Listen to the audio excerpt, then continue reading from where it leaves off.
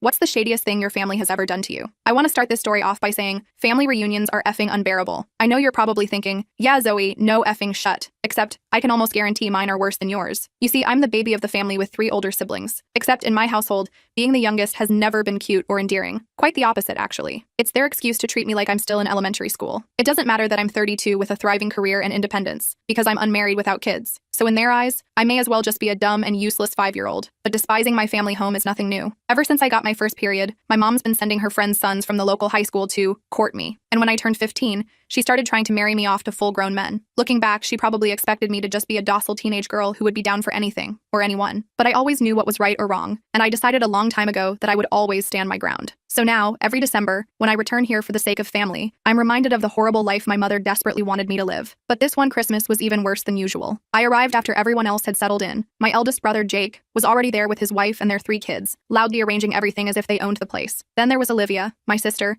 with her husband and their toddler. Designer clothing, expensive jewelry, very picture perfect. As usual, I entered quietly, hoping to avoid the inevitable drama. When my mother spotted me, her face transformed into that practiced smile that always made me feel like an unwelcome obligation rather than a daughter. "Zoe, honey," she said, giving me one of those stiff hugs that feels more like a social requirement than affection. "So glad you made it. Is anyone joining you?" I shook my head. She pinched the bridge of her nose and sighed. Before we could continue, my father called from the dining room, his voice carrying that authoritative tone he uses when reminding everyone who's supposedly in charge. "Food's almost ready. Jake, Olivia, get the little one settled, would you?" I stood awkwardly for a moment, unsure what to do with myself. I wanted to speak up, but it was the holidays. I wasn't ready to cause a scene yet. "Zoe, you should probably take a seat at the kids' table. In fact, we've already saved you a special spot there with the little ones." I literally froze in place. Was she serious? I glanced over at the main dining table. There at the head sat my father, looking smugly content, surrounded by my married and therefore superior siblings. No room had been made for me. I felt that familiar ache, the one that surfaces whenever they make it clear I don't measure up in their eyes. This wasn't just some passing comment or sideways glance. This was deliberate exclusion. I forced a smile that didn't reach my eyes. "Sure, Mom. Thanks," I managed, keeping my voice steady. She smiled back, but there was something in her expression that revealed she either didn't notice or didn't care about my feelings. This was all about maintaining appearances,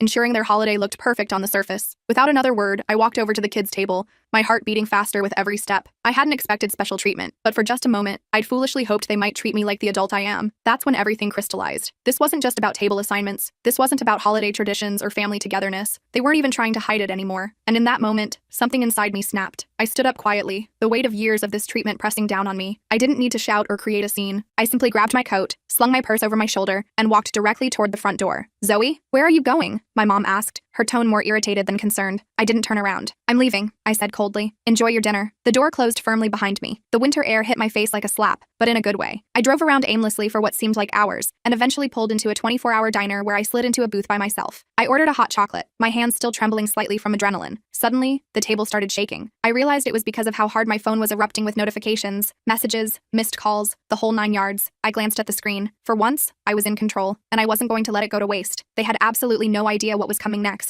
Everyone was reaching out. Jake, Olivia, even my dad, all calling and texting frantically. But the one that caught my attention was from my mother. "Where are you? We need to talk." "This isn't funny, Zoe." I felt a sardonic smile form on my lips, the kind that had been building all evening. I wasn't about to respond, though. Not yet. I set my phone face down and sipped my drink, watching the steam curl upward. What would my next move be? That was the question. And believe me, they weren't going to like the answer. I sat in that diner for what felt like forever, my phone buzzing incessantly. The messages grew increasingly desperate, each trying to manipulate me back into their game. Jake messaged first. "Zoe, this isn't cute. Where the hell are you?" Followed by Olivia. "Mom is freaking out. Please just come back." Then my father. "Stop acting childish. Get back here now." I didn't respond to any of them. I didn't owe them explanations. They'd made their choice when they treated me like some second-tier family member at their precious holiday dinner. All I wanted was basic respect as an adult, but instead, they'd decided I belonged with the kindergartners. After about an hour, I finally picked up my phone again to scan through the messages. The tone was shifting, like they were starting to realize I wasn't going to just cave in this time. Then, my mother's text appeared, making my stomach clench. "Zoe, I don't understand why you're making such a scene.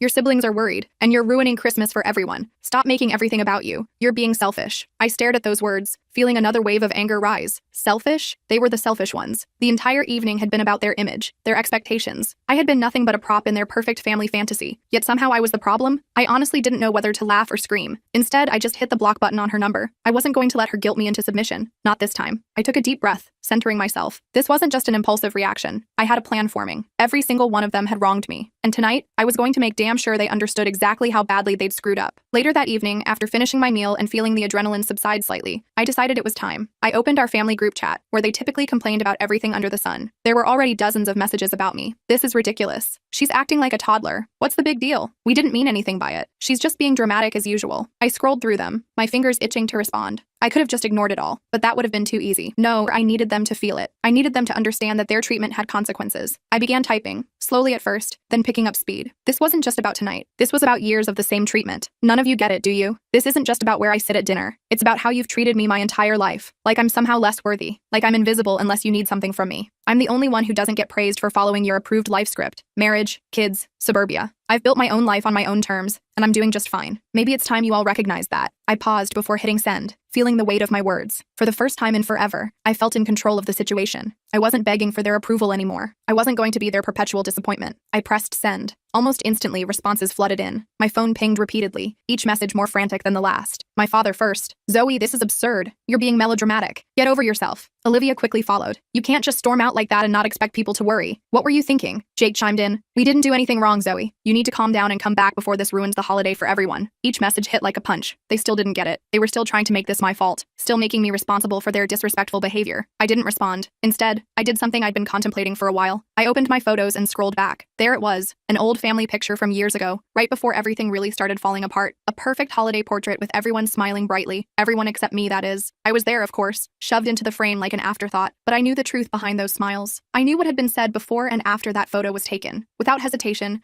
I posted it to the family chat with a caption. Here's to the perfect family, always making sure the youngest knows exactly where she stands. Then I turned off my phone completely. I let the silence envelop me, feeling like I'd finally broken free from their expectations. I had no idea what would happen next, but I didn't care. They had pushed me too far this time, and now I was done playing along. I didn't check my phone for hours. It was strangely peaceful sitting there without the constant notifications from their desperate attempts to contact me. The quiet was actually comforting, and I felt a sense of peace I hadn't experienced in years. For once, I wasn't scrambling to please everyone else. I stayed up late just thinking. I could imagine exactly what they were saying behind my back, even though they lacked the courage to say it to my face. Jake especially probably thought I was overreacting, writing me off as the family drama queen again. But I wasn't. I was finished playing the role they'd assigned me, and if they couldn't understand that, they could deal with the fallout themselves. Eventually, I plugged in my phone to charge and reluctantly checked it again. The notifications were overwhelming. Dozens of missed calls, texts ranging from angry to pleading, all with an underlying current of frustration. I scrolled through them all, reading with a grim satisfaction. They were unraveling, and I wasn't going to make it easy for them to put everything back in its neat little box. My mother's text was the longest. I don't understand what's gotten into you, Zoe. You're making this about us when it's really about your attitude. You can't just abandon your family like this. You're tearing us apart. Please come back. The holiday is ruined without you. This isn't who you are. There it was, the classic guilt trip. The attempt to twist everything so that I was the villain. They always did this. Made me feel like I was causing problems just by wanting basic respect as an adult. Then, my father's message. This is immature. We need to discuss this when you've calmed down. And predictably, Jake, if you thought walking out of dinner would make some grand statement, you're wrong. You're making everything worse. You owe everyone an apology. An apology? For what? For standing up for myself for once? For demanding to be treated as an equal in a family that only valued me when it was convenient? Absolutely not. But then, there was Olivia's message. It was different from the others. It wasn't angry or demanding. It was almost understanding. Zoe, I know you're upset, and I get why, but this isn't the way to fix things. You're my sister, and I love you, but you're pushing everyone away. Please, just come back. We can talk about this. It's the holidays, for crying out loud. I stared at her words for a long time. Olivia and I had always been closer. She used to defend me when the others ganged up on me as kids. But now I wasn't sure if I could trust her anymore. Not after she'd silently allowed this treatment to continue, even when she knew it was wrong. I took a deep breath, my thumb hovering over the screen. I wanted to respond. I wanted to explain that I wasn't being dramatic or attention-seeking,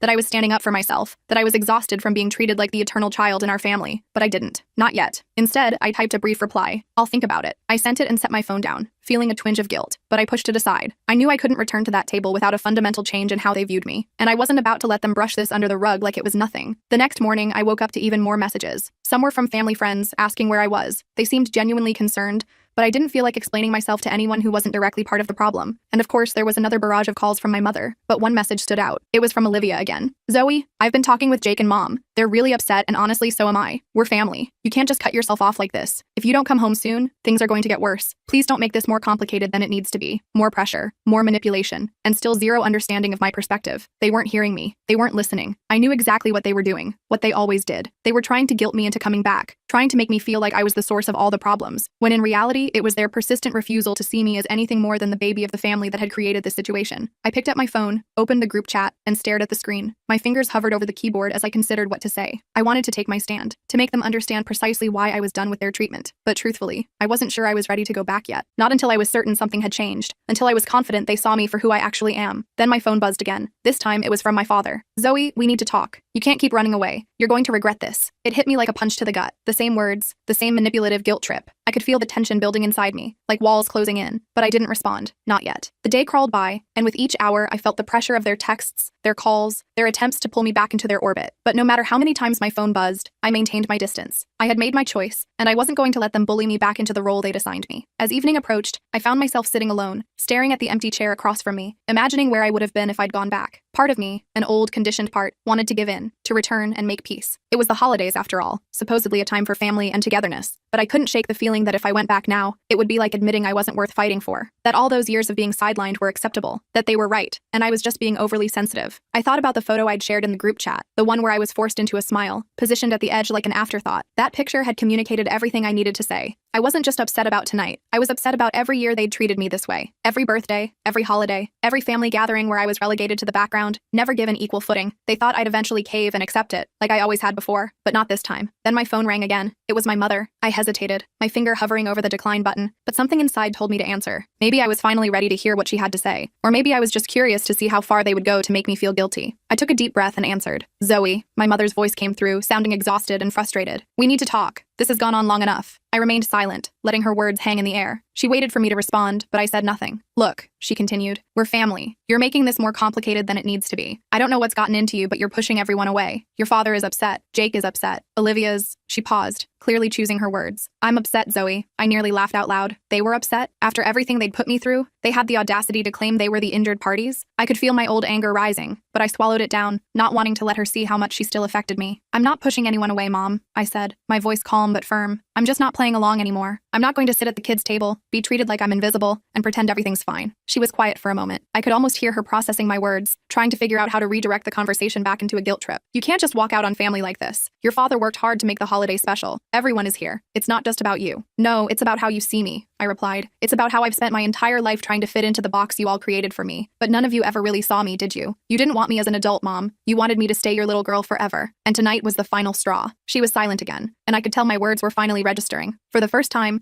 she was actually hearing what I was saying. It wasn't just about seating arrangements. It was about how I'd been treated my entire life. I'm sorry, Zoe, she said finally, but her voice was uncertain, hesitant. I didn't realize you felt that way. Yeah, well, it took me a long time to recognize it too, I replied, my voice softening slightly, but I'm done pretending. There was a long pause, and I could feel the tension even over the phone. For the first time in forever, I felt like I was finally being heard, like I had some control over my place in this family, and it felt good. It felt empowering. Finally, she sighed. I understand. I really do. But I'm still your mother, and I just want us to be a family again. I let her words hang in the air for a moment. There was a time when I would have rushed back to them, desperate to smooth things over, but I wasn't that person anymore. I had learned the hard way that they would never change unless I forced them to see me as an equal. I'll think about it, I said, repeating my earlier response. But this time it meant something different. It wasn't about giving in. It was about taking my time. It was about them realizing that I wasn't just an afterthought, that I wasn't going to let them pull me back into their toxic dynamic without real change. All right, my mother said softly. I hope you'll come back soon. I just want you to be happy. I ended the call and sat back, breathing deeply. It wasn't over. It wasn't a neat resolution. But for the first time in a long time, I felt like I had taken control of the situation. I wasn't going to let them walk all over me anymore. And maybe, just maybe, they would finally see me for who I really am. I set my phone down and stared out the window, watching snowflakes drift through the darkness. I didn't know what the future held, but for the first time in years, I felt like I was finally free. And as for the holiday, it wasn't ruined, because for the first time in my life, I was putting myself first. Everything else could wait. As I sat there watching the gentle snowfall, I couldn't help but wonder, did I do the right thing? Or did I just walk away from something that could have been fixed?